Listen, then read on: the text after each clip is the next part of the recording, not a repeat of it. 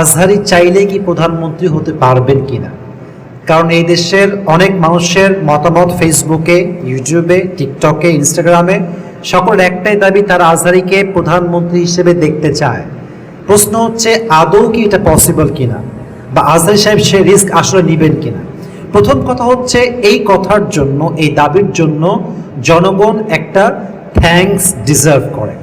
কারণ যেই দেশের জনগণ একজন আলেমকে, চাই সে আজহারি হোক কিংবা অন্য কেউ হোক, যেই দেশের জনগণ একজন আলেমকে প্রধানমন্ত্রী হিসেবে দেখতে চায়, এটাই তার প্রমাণ যে এদেশের মানুষ ইসলামিক শাসন চায়, কোরআনের সংবিধান চায়। ঠিক কিনা বলেন যুবক ভাইরা?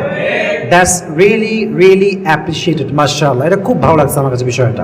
এখন দেখেন যুবক ভাইরা, এর একটা কারণ আছে।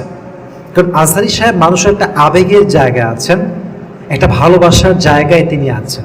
তিনি রাজনৈতিকভাবে কোনো দলের সঙ্গে জড়িত নন পরিপূর্ণরূপে, তবে তাকে অনেক ট্যাগ দেওয়া হয়েছে এই দেশের মাটিতে, এটা আমরা সবাই ইতিহাস জানি।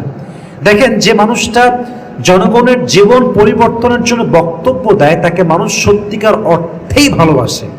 এবং আজহারি সাহেবের যেই দক্ষতা ভাষার প্রতি, জনগণের যেই অ্যাট্রাকশন তার প্রতি আছে, এর সবচেয়ে মূল হাতিয়ার হচ্ছে তার শুদ্ধ ভাষা, তার মায়া কণ্ঠের যে কথাগুলো আছে, মানুষ এটাকে বড্ড ভালোবাসে। তার মানে কোরআন থেকে যে কথা বলে, হক কথা বলে, মানুষ তাকে আসলেই মন থেকে ভালোবাসে। যুবক ভাইয়েরা, ঠিক কিনা বলেন যুবক ভাইয়েরা? যদি আজকে সাইদি সাহেব বেঁচে থাকতেন, তাহলে হয়তো বা জনগণ এটাও দাবি তুলতো যে আমরা সাইদি সাহেবকে প্রধানমন্ত্রী হিসেবে দেখতে চাই। এটাও সত্য যুবক ভাইয়েরা, ঠিক কিনা বলেন? প্রথম কথা আমি বলতে চাই, যদি আজহারি সাহেব প্রধানমন্ত্রী হতে চান ভোটের মাধ্যমে, যেটা আগামীতে হয় বলে আমরা আশা রাখি খুবই দ্রুত ইনশাআল্লাহ, আমি এতটুকু বলতে পারি আমার জায়গা থেকে, from my personal point of view, from my experience, from my perspective, আমার জায়গা থেকে আমি বলবো, যদি আজহারি সাহেব এই ভোটে দাঁড়ায়, উনি অবশ্যই জনগণের ভোটে পাস হয়ে বিজয়ী হবেনই হবেন ইনশাআল্লাহ। কেন বললাম এইটা? মনে করেন প্রত্যেকটা জেলায়, প্রত্যেকটা বিভাগে, প্রত্যেকটা থানায় থানায়, গ্রামে গ্রামে আজহারির ভক্ত আছে না? একজন মা যিনি রান্না করতেও আজহারির ওয়াজ শোনে, যিনি অটোতে গেলেও আজহারির ওয়াজ শোনে, যিনি বাসায় বসে দেয় খাওয়ার সময় আজহারির ওয়াজ শোনে, তো সে যখন দেখবে যে আমার কাছে একটা আছে জালেম, আর একজন আছে ইনসাফ ভিত্তিক, যিনি শাসন কায়েম করবেন, এই দুইটা পক্ষ যখন একসঙ্গে দাঁড়াবে, তখন তো সাধারণ একটা হিসাব এটাই যে মানুষ তাকেই ভোট দিবে যাকে মানুষ একজন ইনসাফ ভিত্তিক মানুষ হিসেবে চেনে। যুবক ভাইরা, ঠিক কিনা বলেন? তো তিনি সাধারণ জনগণের ভোটে পাস হবেন, এখানে কোনো সন্দেহ নাই। বাকি হ্যাঁ, এখানে কিছু বিষয় বোঝার আছে। আবেগ দিয়ে নয়, বিবেক দিয়ে কাজ করাটা বড্ড জরুরি যুবক ভাইরা, মাথায় রাখবেন।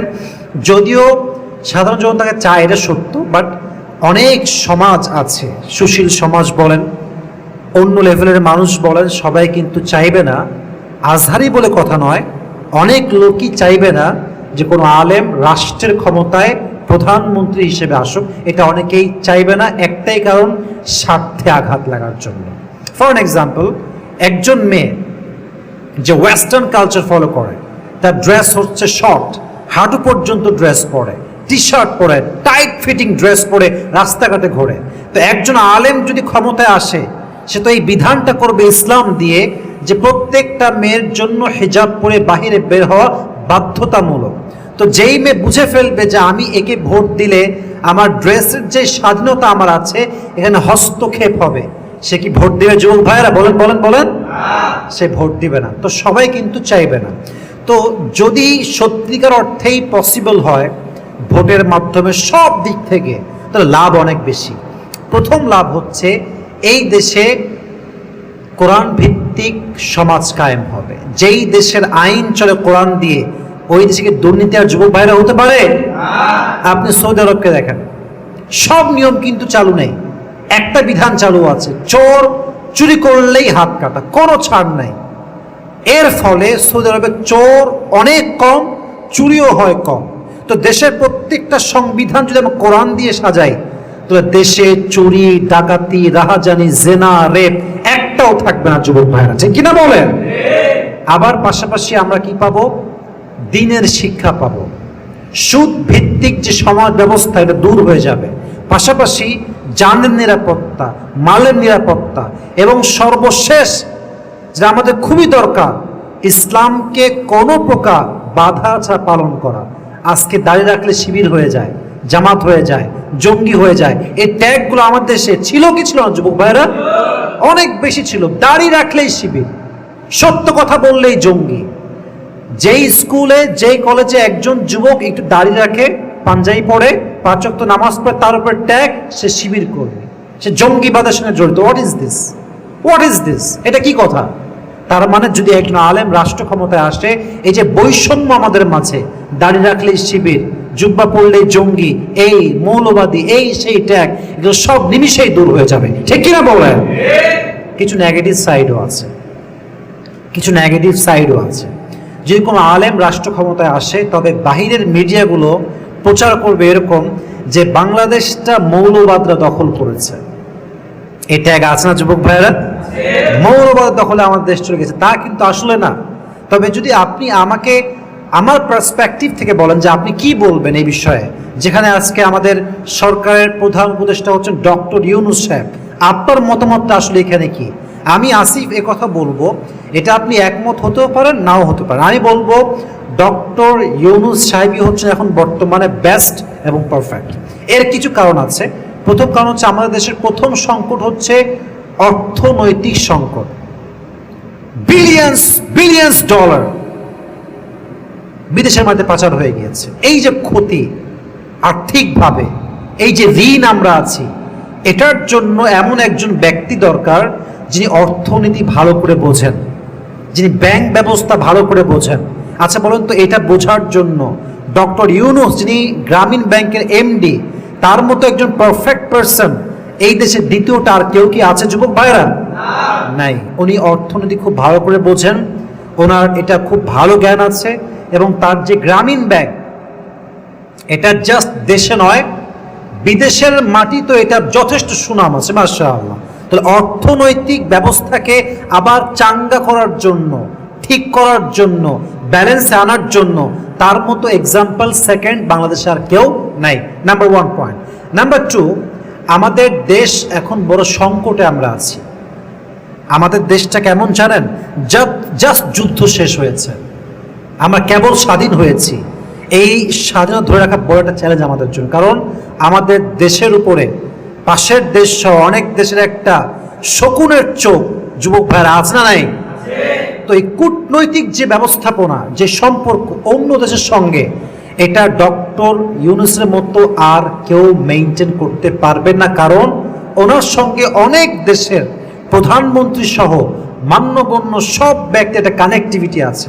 উনি চাইলে কল করতে পারবে, উনি চাইলে কালকে আমেরিকার প্রেসিডেন্টকে কল দিতে পারবেন, উনি চাইলে কালকে আর এক দেশের প্রধানমন্ত্রীকে কল দিতে পারবেন, উনি চাইলে কালকে হিলারি ক্লিন্টনকে কল দিতে পারবেন। যাকে চায় যোগাযোগ চাইলে করতে পারবেন তিনি। তার সেই সামর্থ্য, সেই যোগ্যতা, সেই তার যে মানটা, এটা তার আছে। তাহলে এমন লোক দরকার যিনি অন্য দেশের যে শত্রুরা আছে এদের চোখে চোখ রেখে কথা বলতে পারবে, ঠিক কিনা বলেন? এটার জন্য উনি একটা বেস্ট এক্সাম্পল। সর্বশেষ কথা হচ্ছে, আমাদের দেশটা এখন একটা ইমেজ সংকটে ভুগছে। এটা দূর করার জন্য, এই বিষয়ে ক্লিয়ারেন্স দেওয়ার জন্য ওনার মতো একটা লোক খুবই দরকার। এখন বাকিতে হলো সুদ ভিত্তিক যে ব্যাপারটা চলতেছে, উনি সুদ খেয়েছেন, সুদের ব্যবস্থা উনি করেছেন, এটা আসলে এই মুহূর্তে নজরআন্দাজ করতে হবে সাময়িকের জন্য। আমরা চেষ্টা করব আলেম সমাজ যারা আছেন তারা গিয়ে কথা বলা, বোঝানো, এই ব্যবস্থাকে ইসলামাইজ করা, আস্তে আস্তে আস্তে আস্তে সংকট থেকে বের হওয়া দরকার। আগে সংকট শেষ হয়ে গেলে, দেশটা ঠিক হয়ে গেলে আবার অনেক কিছুই পরিবর্তন করা সম্ভব হবে যুবক ভাইরা, ঠিক কিনা বলেন? তাহলে বোঝা গেল উনি একজন পারফেক্ট পারসন এই মুহূর্তে আমার দেশের জন্য। পরবর্তী সময় যখন ভোট হবে, নির্বাচন হবে, আজহার সাহেব আসবেন কি আসবেন না, উনি দাঁড়াবেন কি দাঁড়াবেন না, উনি ওই রিস্ক নিবেন কি না, কারণ এটা এত সহজ বিষয় না, এটা এতটা ইজি সাবজেক্ট না।